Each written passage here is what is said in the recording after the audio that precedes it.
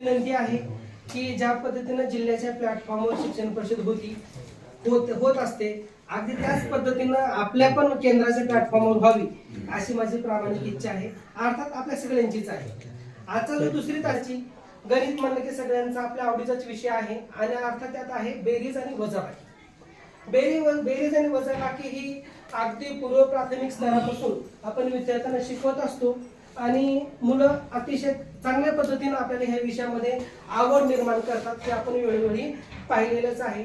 बघा, बेरीज वजाबाकीची प्राथमिक स्तरावर काय उद्दिष्टे असतात हे आपण थोडंसं जरा चर्चात्मक स्वरूपामध्ये घेऊया.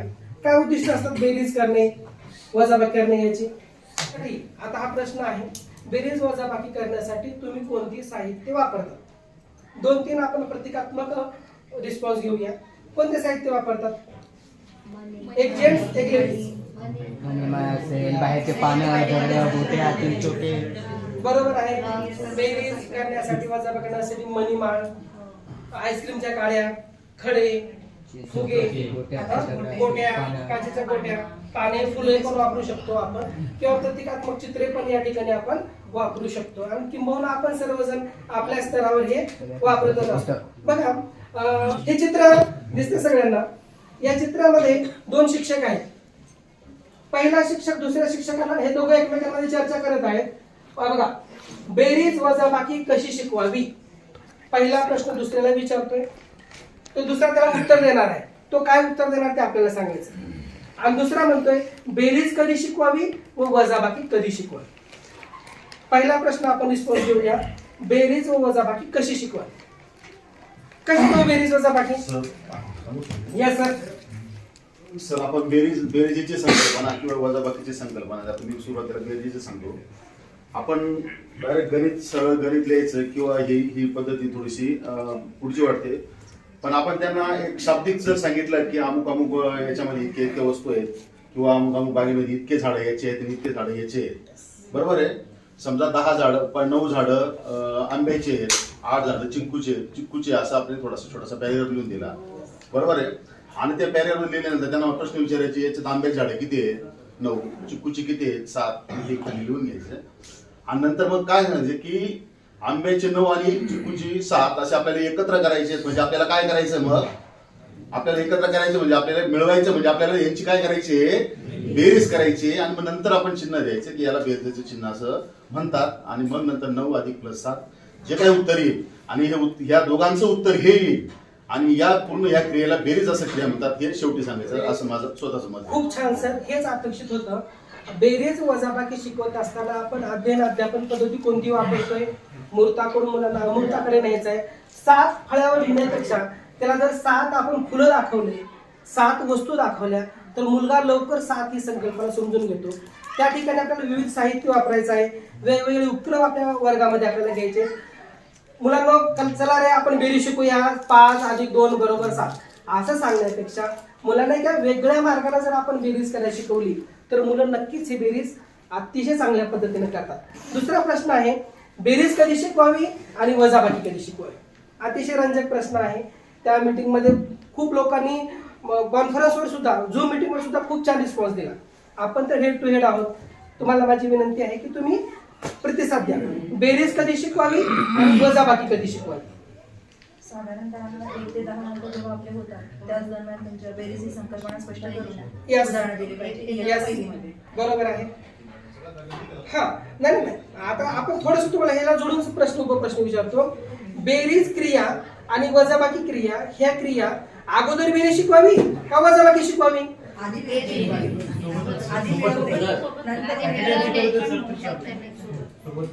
बेरीज शिकवताना आपण एकत्र करणे, मिळवणे, मिसळणे म्हणजे बेरीज. काढून टाकणे कमी कमी वजाबाकीची गोष्ट आहे.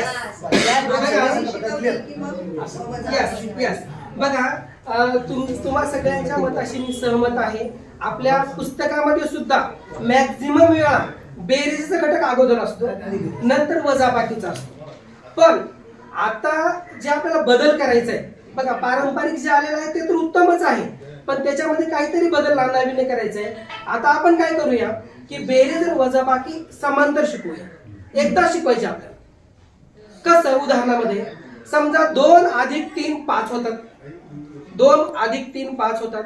मुलांना सांगितलं की बाबा 3 फुला 3 सफरचंद आहेत, 2 पेरू आहेत, सगळे मिळून फळ किती झाले, 5 फळं झाली. मुलं सांगणार आहेत. हे मुलांचं गणित संपल्या लगेच त्याला खाली विचारायचं आहे. समजा याच्यातले मी 3 सफरचंद काढून घेतले, 3 सफरचंद मी काढून घेतले, तर किती फळं शिल्लक राहिले, 2 राहिले. की मुलगा लवकर ऍक्सेप्ट करणार आहे. हे प्रयोगांती सिद्ध झालेलं आहे. याच्या पुढे आपण बेरीज आणि वजाबाकी हे पॅरलली शिकवायचं आहे, समांतर शिकवायचं आहे. समजा आपण एक मोठं गणित जर वजाबाकीचं बेरजेचं घेतलं, पण तुलनेनं बेरीज अगोदरच येते बरं, तुलनेनं बेरीज अगोदरच येते, ही सत्यच आहे. म्हणून आतापर्यंत जसं बेरजेचा घटक सुरुवातीला आलाय तो काही चुकीच्या पद्धतीनं दिलेला नाहीये.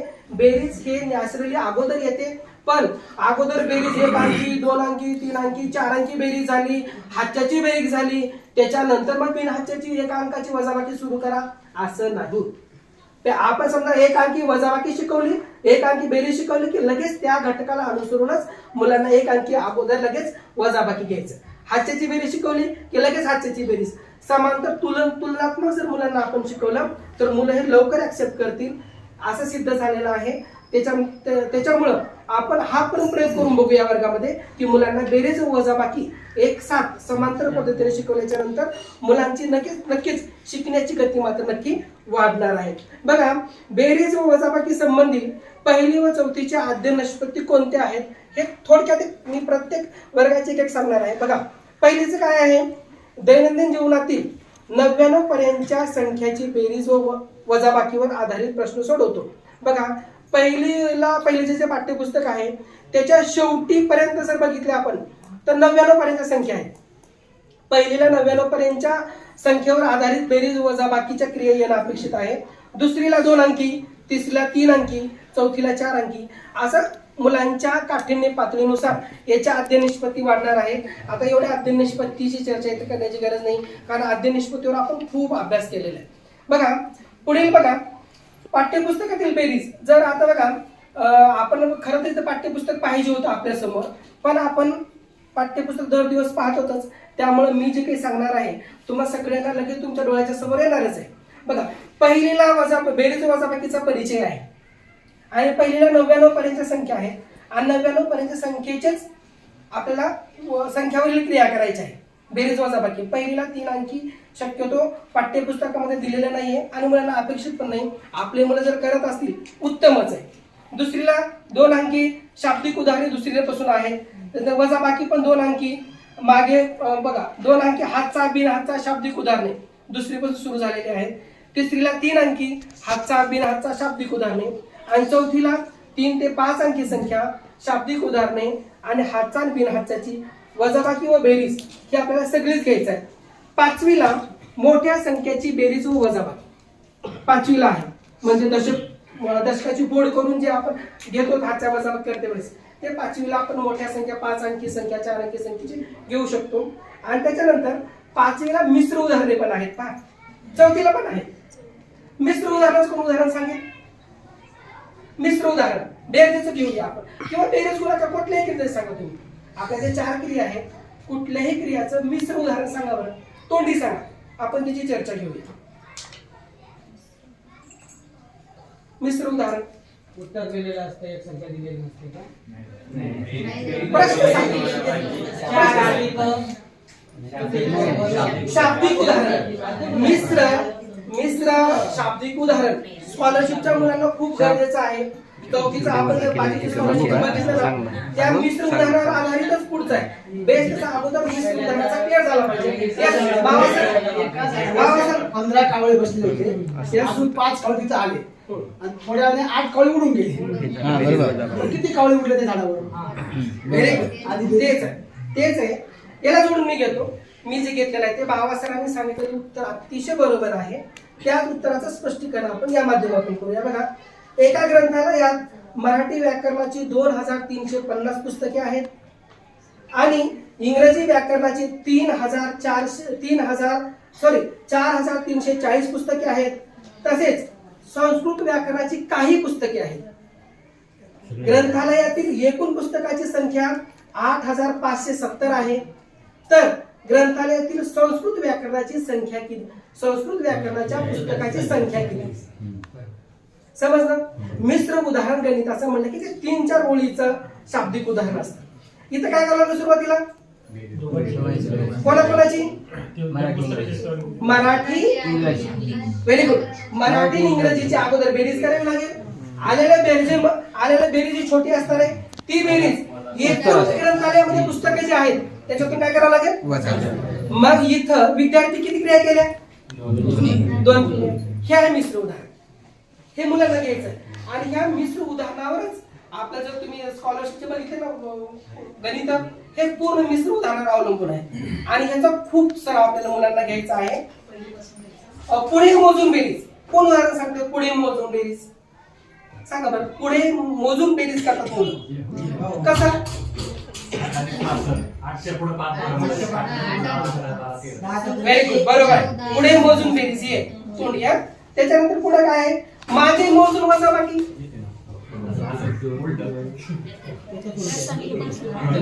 मोठ्या हा मागे मोजायचं, बरोबर आहे.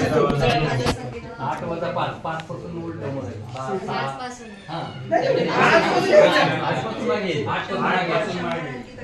5 पासून पुढे जायचं, एकच पडतं ते. ठीक आहे. हो, पुढे मोजून मागे मोजून हे क्लिअर आपलं झालं. त्याच्यानंतर आणखीन समजा बेरीज करण्यासाठी संख्या परिवार खेळ एक आहे. संख्या परिवार खेळ तुम्ही ऐकलंय बघा. संख्या परिवार खेळ म्हणजे कसं बघा, 3, 5, 8 ही 3 संख्या घेतल्या आपण. 3, 5, 8 बरोबर आहे. 3 अधिक 5 उत्तर किती,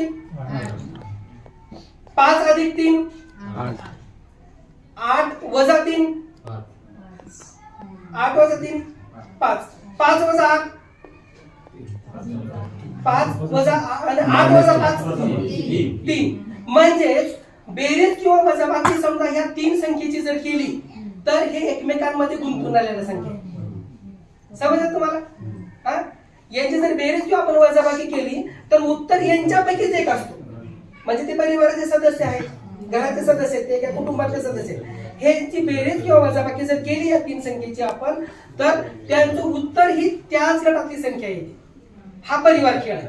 त्याच्यामध्ये असं 2, 4, 6 याचे पण तुम्ही ऍडिशन सबट्रॅक्शन जर केलं तरी पण त्याचं उत्तर त्यांच्या गटातली संख्या येते. हा संख्या परिवार खेळ आहे. मग खेळायचं कसं, खेळायचं कसं की मुलांना आपण संख्या सांगायच्या आणि मुलं उदाहरण तयार करतील खाली. बरोबर आहे. मुलांना समजा मी 3, 5, 8 सांगितलं की मुलं 2 गणित वजाबाकीचे तयार करतील, 2 गणित बेरजेचे तयार करतील. तसंच आणि हे समजा आपण संख्या द्यायचा मुलांचा सराव झाला की मुलं स्वतः संख्या घेतील आणि मग जास्तीत जास्त ते संख्या घेऊन ते उत्तर तयार करतील, गणित तयार करतील. चला आपण एक संख्या पकडायची आणि मुलांना त्याचे क्लू सांगायचे. काय सांगायचं, समजा उदाहरणामध्ये मी 9 ही संख्या पकडली. मी किती पकडल्या माझ्या मनामध्ये 9. आणि मुलांना सांगायचं बाळांनो संख्या 1 अंकी आहे, 1 अंकी आहे. ती संख्या 5 ते 10च्या मध्ये आहे. संख्या 1 अंकी म्हणल्या मला 9 पर्यंत संख्या आली. 5 ते 10च्या मध्ये मला 10 पण उडला. आता संख्या राहिले 5, 6, 7, 8 बरोबर आहे. आणि नंतर मला वाट पाहायचं उत्तर देतो का. तरी पण जर उत्तर नाही आलं आणखी 10 सेकंद 20 सेकंद थांबायचं. उत्तर नाही आलं ना शेवटी सांगायचं की ती संख्या मऊ या शब्दाला या अक्षराशी यमक आहे. मऊ या अक्षराशी समक म्हणल्या मुलं काय म्हणतील 9 म्हणतात. म्हणजे मुलांची एक आपण काय म्हणतो कल्पना शक्तीला वाव देण्यासाठी ह्या संख्याचा खेळ खूप छान आहे. आणि मुलांना इतकं छान आनंद होतो ना, मुलांना संख्या सांगितल्यामुळं आनंदाने उड्या मारतात. त्याच्यानंतर आणखी बघा मी समजा एक संख्या सांगा, मुलं खूप छान खेळ खेळतात. तो मी सांगितलं होतं की आपण नॅचरली मुलांना मैदान आणलं की काय करतो काउंट करायला 1, 2, 3, 4 मुलं सलग वाजतात. तसं नाही घ्यायचं. 1 म्हणला की तू 3 म्हणायचं, 2 म्हणायचं नाही, मग 3च्या नंतर 5 म्हणायचं, 5 नंतर 7 म्हणायचं. म्हणजे मुलांना टप्प्याने येणारी संख्या. आणि मुलं काय करतात 1 ते 50 किंवा 1 ते 100 सलग वाजतात. पण मधली संख्या हा येत नाही. त्यासाठी ना हा टप्प्यानं येणारी संख्येचा खेळ खूप छान पद्धतीनं तिथल्या मुलांनी खेळला होता. आपण हा आपल्या शाळेमध्ये घेऊ शकतो. सम संख्या सांगा, विषम संख्या सांगा. हा या पद्धतीनं मोठे मुलं जर झाले, मूळ संख्या, संयुक्त संख्या, स्कॉलरशिप मुलांसाठी आपण हा पण खेळ घेऊ शकतो. तर बघा आणखी एक खेळ आहे, तुम्हाला सगळ्यांना माहित असेल, मनातली संख्या ओळखायचं. बघा तुम्ही एक मनात संख्या पकडा, माहिती ना, त्याची दुप्पट करा, तुम्ही मित्राची तेवढेच पकडा, अर्ध देवाला द्या, नंतर मित्राची मित्राला द्या. आपण जी संख्या पकडली त्याच्यामध्ये मुलांना इतका आनंद होतो ना, मुलं खूप खुश होतात की आपल्याला नॉर्मल आहे असं वाटतं, पण मुलांच्या पातळीवर मुलं खूप आनंदी होतात. हा खेळ आहे, हा पण आपल्या शाळेमध्ये घेऊ शकतो. आता ठीक आहे, याचं उदाहरण सांगा बरं, शाब्दिक उदाहरण तयार करून. 3 अधिक 2 हे 2-3 मिनिटाचा व्हिडिओ होता. तुम्हाला व्हिडिओ समजला? समजला काय याच्यामध्ये? तिन्ही पण उदाहरण सारखंच आहे, उत्तर सारखंच आहे, पण रीत वेगळी आहे. बरोबर आहे? पहिल्या उदाहरणामध्ये वाढ झाली, दुसऱ्या उदाहरणामध्ये नवीन एक घटकच तयार झालेला आहे, आणि तिसऱ्या उदाहरणामध्ये 2 लहान घटकापासून एक मोठा घटक तयार झालेला आहे. हे मुलांना समजणं महत्वाचं आहे. बेरजेचे सगळे उदाहरण सारखे नसतात, आणि हे जर आपण अगदी 2री, 3री, 4थीच्या मुलांना जर क्लिअर केलं तर मुलं भविष्यामध्ये जे ऑब्जेक्टिव्ह टाईप प्रश्न असतात किंवा जे स्पर्धा परीक्षेचे प्रश्न असतात तिथं मुलांचा पाया पक्का होईल. त्या अर्थानं हा व्हिडिओ होता. हा व्हिडिओ तयार करण्याचा पाठीमागचा उद्देश एकच होता की उदाहरण जरी सारखं असलं तर त्याच्या पाठीमागचा अर्थ वेगळा आहे, आणि सेम पद्धतीने वजाबाकीचं पण आहे. वजाबाकी पण करत असताना आपण या पद्धतीने प्रत्येक गणिताचा अर्थ वेगळा राहणार आहे, प्रत्येक उदाहरणाचा रीत ही वेगळी राहणार आहे. या पण काय दिलेलं आहे, एका बागेमध्ये मोगऱ्याची 27 फुले आहेत व गुलाबाची 31 फुले आहेत, तर बागेत एकूण किती फुले? साधं उदाहरण दुसरीच्या मुलांना दिले. समजा मुलांना येत नसेल तर मुलांना अगोदर काय सांग, गणितामध्ये काय दिलंय, काय दिले सांगा बरं इथं? व्हेरी गुड, बरोबर. मोगऱ्याची फुलं, गुलाबाची फुलं दिले. काय विचारलंय? एकूण फुले विचारले. मग काय करावं लागेल? मुलांना शाब्दिक उदाहरणामध्ये सुरुवातीला मला बेरीज करायची की वजाबाकी करायची हे कळणं महत्वाचं आहे बघा. शाब्दिक उदाहरणामध्ये बेरीज करा असं नसतं. मूल्य किती, शिल्लक राहिले किती, खर्च किती झाले, उरले किती, हे बघा, उरले, शिल्लक, खर्च, कमी किती झाले, हे बेरजेशी निगडीत असणारे शब्द मुलांना समजले पाहिजेत, आणि वजाबाकीशी निगडीत असणारे शब्द हे मुलांना समजले पाहिजेत, तरच मुलगा लवकर उत्तर करणार आहे. या पद्धतीनं सांगायचे. इथं समजा लिहिला 5, इथं लिहिला 10, इथे किती? Very good. हे मुलांना समजणं महत्वाचं आहे.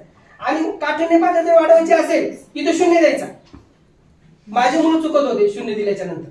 मुलांना काय होतं, 0चा वजाबाकी कळत नाही लवकर, किंवा मुलं समजा 2-3 उदाहरण जर तुम्ही 2 अधिक 4, 5 अधिक 7 दिले आणि एक उदाहरण मध्ये त्यावर तुम्ही 4 वजा 0, मुलं चुकतात, 0च देतात ते मुलं. हा सराव जर आपण वर्गामध्ये जास्त घेतला ना, मुलं इतके चंचल होतात खूप. नंतर काठीने पातळी बदलून नंतर समजा 5वीचे मुलं आहेत. आता काही लोक असं पण म्हणू शकतात 5वीच्या मुलांना हे काय गरज आहे. नाही मित्रांनो, इथे 3 अंकी संख्या टाका तुम्ही, 2 अंकी मोठ्या संख्या टाका. मुलांची काठीने पातळीनुसार आपण कंटेंट चेंज करू शकतो. हे बेरीज आणि वजाबाकीच्या आपल्या शाळा स्तरावर पण आपल्याला असे दप्तरमुक्त शनिवार, हा माइंड गेम आहे. दप्तरमुक्त शनिवारा अंतर्गत आपण आपल्या शाळेवर खूप छान असे उपक्रम घेऊ शकतो. त्याचे आभार व्यक्त करतो. माझी तासिका संपली असे मी घोषित करतो. पुढील तासिकासाठी माझे मित्र कोळेकर सरांना इन्व्हाइट करतो. थँक्यू.